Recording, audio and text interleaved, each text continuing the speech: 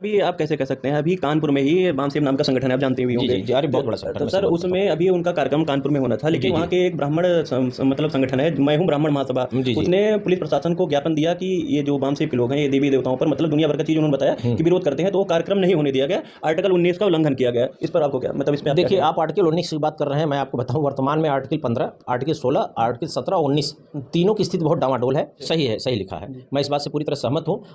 और सावरकर का जिस सेलुलर जेल में थे उसमें एक छेद भी नहीं था, तो निश्चित रूप से सावरकर जैसा माफी वीर, सॉरी मतलब वीर लोग कहते हैं उसको, मैं माफी वीर कहता हूँ, ऐसा वीर कोई पैदा नहीं हुआ। सावरकर कई बार लेटर लिखे माफ़ी का, और माफ़ीनामा लेने के बाद ये 60 रुपये उस तत्कालीन पेंशन लेते थे, जब एक अध्यापक की सैलरी 10-15 रुपये होती थी, यानी कि आज के दौर का ये करीब 4 लाख रुपया पेंशन लेते थे। सभी साथियों का चैनल में स्वागत है। आज हमारे साथ हैं इलाहाबाद हाई कोर्ट के अधिवक्ता हृदय लाल मौर्य जी। सर जी, आपका चैनल में स्वागत है। धन्यवाद। सर जी, आज हम बात करना चाहते हैं, जो बाबा साहब अम्बेडकर ने कहा था कि जिस समाज में 10 डॉक्टर, इंजीनियर और वकील होंगे, उस समाज की तरफ कोई आंख उठा कर भी नहीं देख पाएगा। लेकिन आज की वर्तमान परिस्थितियों में हम देखने को मिलता है कि जो बहुजन समाज है, जो SC ST OBC समाज है, उसमें आए दिन देख रहे हैं कि कहीं ना कहीं बच्चियों के साथ रेप हो रहा है, कहीं किसी बच्चे को मटका छूने की वजह से मार दिया जा रहा है। तो इसका आप किस तरह देखते हैं? देखिए, यह एक वैचारिक मनोरोग है। जो लोग इस चीज़ों को करते हैं उनको ये लगता है कि वो जात के आधार पे सुपर हैं, और उनका ये करने का अधिकार है। मैं मिडिल के लोअर क्लास का आदमी हूँ, अपर क्लास में भी बैठता हूँ, हर समाज के लोगों से जुड़ना। शहर में तो ज़्यादा समस्या नहीं है, लेकिन देश की जो 80% पॉपुलेशन गाँव में रहती है, वहाँ पर जातीय वैमनस्य आज भी है, पर्याप्त है। प्रेम भी है, लेकिन जातीय वैमनस्य भी है। कुछ लोगों को ये लगता है कि मैं शासन करने के लिए या प्रताड़ित करने के लिए पैदा हूँ, बाकी ये लोग प्रताड़ित होने के लिए पैदा हुए हैं। तो उनको लगता है कि ये मेरे बराबर बात कैसे कर लिया, मेरे बराबर बैठ नहीं सकता, मुझसे इस तरीके से बात नहीं करता, वो दूसरे घड़े में पानी पिएगा, मैं अपर क्लास का हूँ तो मैं दूसरे घड़े में पानी पीऊँगा। तो ये मानसिकता है, ये इसमें परिवर्तन धीरे धीरे हो रहा है, लेकिन अभी बहुत परिवर्तन होना बाकी है। लेकिन सर, जैसे आज के डेट में देखा जाए तो बहुजन समाज से बहुत सारे लोग डॉक्टर, इंजीनियर और प्रोफेसर, वकील बन गए हैं, लेकिन समाज को लोग मतलब सुरक्षा ना देकर सब अपने अपने रोजी रोजगार में लगे हुए हैं। आप इसको कैसे देखते हैं? देखिए, मैं आपको बताऊं, एक तो संख्या नगण्य है। OBC SC ST के या बहुजन समाज जो आप इस्तेमाल कर रहे हैं, इनके लोगों की संख्या बहुत कम है। बार में जहां तक डिस्ट्रिक्ट बार हैं, वहां पे भी अभी OBC SC ST के प्रेसिडेंट और सेक्रेटरी नहीं बन रहे हैं। हाई कोर्ट बार का भी लगातार अभी तक आज़ादी के बाद इलाहाबाद हाई कोर्ट में कोई भी OBC और SC ST न प्रेसिडेंट हुआ न सेक्रेटरी। तो आप भी जानते हैं कि जब आप चीफ पोस्ट पे होते हैं तो चलती है, तो लोगों का अपना अभी पहला तो OBC इसलिए है कि आर्थिक, सामाजिक, राजनीतिक आधार पे ही हम पिछड़े हैं। तो अब पिछड़ापन, पहले तो हम 2 रोटी खाएं, उसके बाद समाज के लिए लड़ें। मैं भी लड़ता हूं, आप लोगों को पता है कि अपने स्तर से मैं समाज को जो कर सकता हूं करता हूं। ज़्यादातर लोग कोशिश कर रहे हैं, लेकिन स्थिति यह है कि अगर आप बहुत ज़्यादा ओपन हो जाएंगे तो आपकी प्रैक्टिस पे इतना प्रभाव पड़ सकता है कि लोग आपको अलग थलग कर देंगे। और संख्या भी हम ईमानदारी से बताएं तो न के बराबर है। डॉक्टर्स भी बहुत कम हैं और इंजीनियर्स भी कम हैं, और अलग विभाग में, हाँ, पुलिस में OBC के लोगों का, खासकर यादव समाज के लोग ज़्यादा इंटरेस्टेड रहते हैं, जिसकी वजह से पुलिस विभाग में उनकी संख्या है, लेकिन और कहीं नहीं है। तो जुडिशियरी में तो है ही नहीं। और मैं बताऊं सबसे बड़ी बात कि जो स्टेट गवर्नमेंट से, खासकर योगी जी की सरकार है, इसमें 10 एडिशनल एडवोकेट जनरल बनाए। मैं पिछले, जब से सरकार बनी है, मैं लगातार बोल रहा हूँ। और देखिए, सरकार की जातिवादी मानसिकता का ये असर है कि लगातार विरोध आंदोलन के बाद भी योगी जी की सरकार में 10 एडिशनल एडवोकेट जनरल पे एक भी बैकवर्ड नहीं है, सब समझ रखे हैं। सर, कॉलेजियम सिस्टम पे आप क्या बोलेंगे? नहीं, कॉलेजियम सिस्टम का तो मैं ये चाहूँगा कि इसका कोई नया विकल्प ढूंढे सरकारें और सुप्रीम कोर्ट, क्योंकि जो लोग पहुँच के लोग हैं उन्हीं का हो रहा है। और वही कहता है कि कॉलेजियम सिस्टम में आरोप लगता है, तो मुझे तो एग्जैक्ट मैं नहीं बता सकता कि चंद 300-400 परिवार के लोग उसमें आगे पीछे करके आते जाते रहते हैं। तो मैं अब सिस्टम का तो मैं पूरी तरह नहीं आरोप लगा सकता कि इतना भी गलत नहीं है, लेकिन कमियाँ तो कुछ है।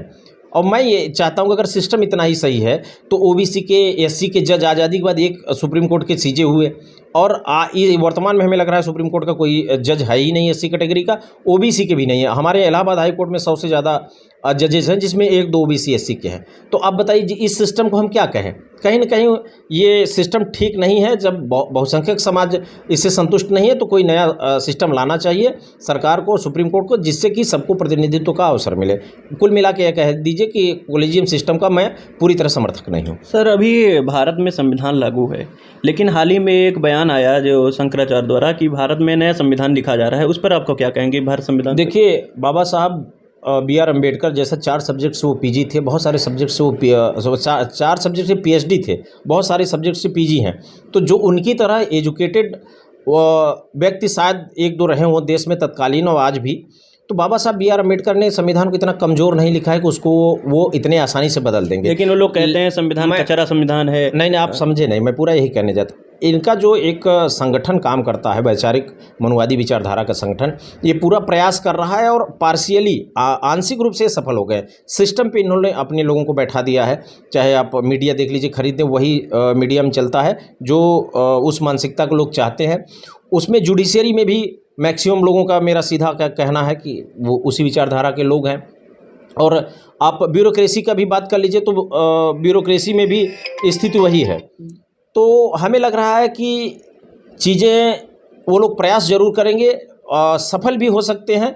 और उससे पहले एक जन आंदोलन होगा ओबीसी SC ST या जिसको आप बहुजन शब्द कहते हैं, और वो जन आंदोलन इन तमाम तिकड़मों को एक दिन समाप्त कर देगा। और मेरा अपना मानना, मैं लगातार ये कहता हूं कि राजनीतिक पार्टियों के बस की बात नहीं है अब इस व्यवस्था को डैमेज करना। अब कोई व्यवस्था परिवर्तन होगा तो वो जन आंदोलन के ही नाम पे होगा। और आपने श्रीलंका में देखा है। सर, अभी आप कैसे कह सकते हैं, अभी कानपुर में ही बामसेब नाम का संगठन है, आप जानते भी होंगे। जी, अरे बहुत बड़ा संगठन। तो सर, उसमें अभी उनका कार्यक्रम कानपुर में होना था, लेकिन वहाँ के एक ब्राह्मण मतलब संगठन है, मैं हूँ ब्राह्मण महासभा, उसने पुलिस प्रशासन को ज्ञापन दिया कि ये जो बामसेब के लोग हैं ये देवी देवताओं पर मतलब दुनिया भर का चीज़ उन्होंने बताया कि विरोध करते हैं, तो वो कार्यक्रम नहीं होने दिया गया। आर्टिकल 19 का उल्लंघन किया गया। इस पर आपको क्या मतलब, इस पर देखिए, आप आर्टिकल 19 की बात कर रहे हैं, मैं आपको बताऊं वर्तमान में आर्टिकल 15, आर्टिकल 16, आर्टिकल 17 और 19 तीनों की स्थिति बहुत डामाडोल है। और तीनों आर्टिकल में की स्थिति आपको मैं बताऊं, जो ये कथावाचक लोग हैं ये निश्चित रूप से आर्टिकल 15 और आर्टिकल 17 का वायलेशन कर रहे हैं, लेकिन इनके खिलाफ कोई कार्रवाई नहीं हो रही है। और मेरा व्यक्तिगत, अभी मैंने सोशल मीडिया पे डाला था कि अगर आप आडंबर के खिलाफ कुछ लिख दे रहे हैं तो इसमें बहुत तेज़ी से FIR हो रहा। तो मैंने कहा ना कि सिस्टम पे कब्जा कर रहे हैं। तो ये लोग क्या करते हैं, अभी सरकार में है इस मानसिकता के लोग, तो जब ये सरकार में है तो तुरंत पुलिस तो बहुत ज़्यादा वो पक्षपाती नहीं होती है, लेकिन अब पता चला कि इन्हीं का लोग हैं, इन्हीं की पार्टी के लोग, इसी मानसिकता के लोग अब उन पर दबाव डाल रहे हैं कि इसने लिख दिया आडंबर के खिलाफ, इसको तुम लिखो कि ये धर्म के खिलाफ लिख दिया। असल में उस व्यक्ति का पोस्ट आडंबर के खिलाफ है और पाखंड के खिलाफ। अब उसमें सेक्शन, किस सेक्शन में FIR हो रही है कि इन्होंने धर्म के खिलाफ लिखा, धर्म की भावनाओं को आहत किया, तो अब FIR हो जा रही है। तो वो एकदम डर का माहौल है। लोग हमसे दिन में इस विषय पे 5 फ़ोन आता है कि भैया मेरे खिलाफ FIR हो गई, क्या रेमेडी है। तुम बोले यार एंटीसिपेटिक बिल ले लो या जो अवेलेबल है। इवन ये देखिए, कुछ लोग को तो ये सामान्य अपराध में जेल भेज दे रहे हैं, जहाँ 1.5 साल की 2 साल की सज़ा है, जिसमें गिरफ्तारी अनिवार्य नहीं है, लेकिन उसमें भेज दे रहे हैं। तो ये सिस्टम पे मनुवादी सामंतवादी विचारधारा के लोगों का कब्जा है, इसका दुरुपयोग कर रहे हैं। तो सर, आप हाई कोर्ट के अधिवक्ता हैं, तो इस पर आपका क्या कार्रवाई होगी, कुछ आगे चल के आप करेंगे? मैं अपने स्तर से ये देखता हूँ, और जहाँ भी जरूरत होती है तो मैं थाना को फ़ोन लगा के बता देता हूँ। लेकिन समस्या ये है कि 75 जिले हैं और 75 जिलों में जो 22-23 करोड़ इस देश की पॉपुलेशन है, वो उसमें मुश्किल सोशल मीडिया पर मेरे 30-40 हज़ार जानने वाले लोग हैं। तो उनमें भी जिनको जानकारी होती है संपर्क करते हैं। हर आदमी तो मुझसे संपर्क करता नहीं, तो हर आदमी को तो मैं बता नहीं सकता हूं। तो अपने स्तर से जो सहयोग होता है वो मैं करता हूं, और लगातार सोशल मीडिया के माध्यम से या अपने व्यक्तिगत फोन जो आता है उनसे समाज को जागरूक करता हूं। और कम से कम मेरा अपना मानना है कि ओबीसी SC ST के लोग संविधान का गहन अध्ययन करें, IPC CRPC का अध्ययन करें, ताकि उन्हें अपने अधिकारों का और पुलिस की कार्यप्रणाली का अंदाज़ा रहे, ताकि वो सिर्फ थाने पर न कि SP ऑफिस और इवन 156(3) के माध्यम से FIR कराने की भी सिस्टम को समझें। सर, अभी हाल ही में एक न्यूज़ आई कर्नाटक से, जो कि उसमें मतलब कक्षा 8 की बुक है, उसमें दिखाया गया कि जो सावरकर थे वो चिड़िया पे बैठकर भारत देश का भ्रमण करते थे। इसको आपका कैसे मतलब कैसे? सही है, सही लिखा है, मैं इस बात से पूरी तरह सहमत हूँ। और सावरकर का जिस सेलुलर जेल में थे उसमें एक छेद भी नहीं था। तो निश्चित रूप से सावरकर जैसा वीर लोग कहते हैं, उसको मैं माफ़ी वीर कहता हूँ, ऐसा वीर कोई पैदा नहीं हुआ। सावरकर कई बार लेटर लिखे माफ़ी का, और माफ़ीनामा लेने के बाद ये 60 रुपये उस तत्कालीन पेंशन लेते थे, जब एक अध्यापक की सैलरी 10-15 रुपये होती थी। यानी कि आज के दौर का ये करीब 4 लाख रुपया पेंशन लेते थे। तो ये बताइए कि देश प्रेमी सरकार से पेंशन लेता है, तो जब ये पेंशन ले सकते हैं, अब आप आडंबर की बात करेंगे, हमें झूठा बताया जाता है कि घूंट में समंदर पी लिया गया और शराब दे के भस्म कर दिया गया। अब अगर एक घूंट में समंदर पिया जा सकता है तो सावरकर बुलबुल के पीठ पे बैठ करके देश भ्रमण क्यों नहीं कर सकते हैं? तो अब ये चीज़ें नई नहीं है। अब सावरकर को इसी माध्यम से देवता बनाया जाएगा। जो देश का एक तरीके से अप्रत्यक्ष रूप से निजी हितों के लिए माफ़ी मांगने वाले व्यक्ति को महान, बताइए, ऐसे लोगों के खिलाफ FIR करके गिरफ्तारी होनी चाहिए जिन लोगों ने ये कहा कि बुलबुल पे बैठ करके जाते थे। लेकिन क्या करेंगे, मैंने कहा ना, सिस्टम पे कब्जा हो गया है। सिस्टम पे पूरे देश में मनुवादी सामंतवादी विचारधारा के लोगों का कब्जा हो गया है। वो अभी सामान्य व्यक्ति को भी देवता घोषित करेंगे, उनकी पूजा होगी और उनके पूजा के नाम पे पैसा वसूला जाएगा। आडंबरवाद की बात, मैं उन्नाव की कहानी बताऊं, आपने नहीं चर्चा छेड़ा, मैं बता दूं। अभी 165 रुपये का मूर्ति खरीद करके ऑनलाइन लाए तो मिस्टर अशोक है, कोई 2 लड़कों ने मिल करके रात में उसको गाड़ दिया और बताया सुबह उठ के कि मुझे सपना आया कि प्रभु आए हैं हमारे खेत में, खोदे निकले, 2 दिन के अंदर 35,000 रुपये का चढ़ावा आ गया। तो ये देखिए किस तरीके से धर्म से खेलना कितना आसान है। अगर वो वही मंदिर बनाना चाह रहे तो रोज़ 10,000 की व्यवस्था हो जाती। तो इस तरीके की चीज़ें सिस्टम में चल रही हैं, चलने दीजिए। इसमें सामंतवादी और मनुवादी विचारधारा के लोग देश में प्रभावी हैं, शोषण तो होना तय है। सर, अभी OBC महासभा जो कि MP में बड़ी एक्टिव है, वहाँ पर अब देखने को मिल रहा है कि जो प्रीतम लोधी हैं, उनको मतलब BJP में विधायक थे, उनको सरकार द्वारा निष्कासित कर दिया गया वहाँ से। लेकिन अभी सर वहाँ की घटना है कि 5 गाँव के लोगों ने, मतलब लोधी समाज के लोगों ने पंडितों से पूजा पाठ कराना बंद कर दिया है। इसको आप कैसे देखते हैं कि OBC समाज का बहुत बड़ा पहल है? देखिए, मैंने एक दिन विकास दिव्यकीर्ति साहब का, जो IAS के सबसे ज़्यादा IAS दे चुके हैं, विकास दिव्यकीर्ति, बहुत ही वैचारिक आदमी है। वो IAS ऑफिसर भी थे, रिटायर हो गए और जात से ब्राह्मण है और उनका PhD है अम्बेडकरवाद पे। उन्होंने एक दिन कहा था कि ईश्वर ने मुझे पैदा किया है, मेरे और ईश्वर के बीच में मेरी बात ईश्वर तक पहुंचाने के लिए ये किसी थर्ड आदमी को ईश्वर ने कब इंगेज किया, या टेंडर क्या आपने भरा है कि जात विशेष के लोग ही मुझे ईश्वर तक पहुंचा सकते हैं? तो अगर उन लोगों ने ये कहा कि नहीं, मैं किसी जात विशेष से पूजा नहीं कराऊंगा, तो वो स्वयं पूजा करें।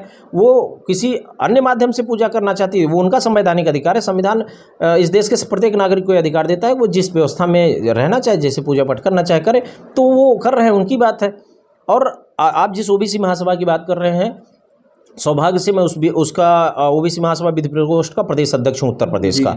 और आज हम लोगों के संगठन ने मध्य प्रदेश में सरकार को झुकाने की तैयारी कर ली और पूरा सिस्टम लगा हुआ है हमें रोकने के लिए। रही बात लोधी जी की, तो आज सिर्फ लोधी जी की बात नहीं है, मनुवादी सामंतवादी विचारधारा के लोग जो पूरे भाजपा जैसे संगठनों में हैं, जब आप अपने अधिकार की बात करते हैं तो ऐसे संगठन आपके OBC विचारधारा वालों को निकाल देते हैं। यह सिर्फ लोधी जी की बात नहीं, प्रीतम सिंह लोधी नहीं, ये पूरे OBC SC ST समाज का अपमान है, जो कि भारतीय जनता पार्टी की मानसिकता के DNA में है। सर, जो लोग कहते थे कि OBC सोया हुआ शेर है, तो इस पर आप क्या कहेंगे? आज OBC सोया हुआ ही शेर है।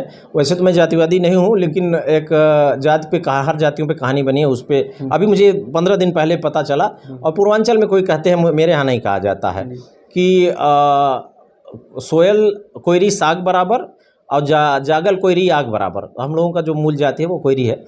तो यही कहानी OBC समाज की है। हर जातियों का एक इतिहास रहा है, हर जातियों ने लगभग विभिन्न कालखंड में शासन किया है। कोई जाति में जन्म लेकर के महान नहीं होता है, वो उसकी व्यक्तिगत उपलब्धि होती है, उसकी अपने वो क्या अचीव करता है, कितनी दूरी तय करता है, वो उसका व्यक्तिगत। ये नहीं कि हम किसी जात में जन्म हो लिए तो हम छोटे हो गए और आप जात में जन्म लिए तो आप बड़े हो गए। तो मेरा ये कहने का मतलब है कि समानता की बातें होंगी और समानता के पर ही ये देश चलेगा।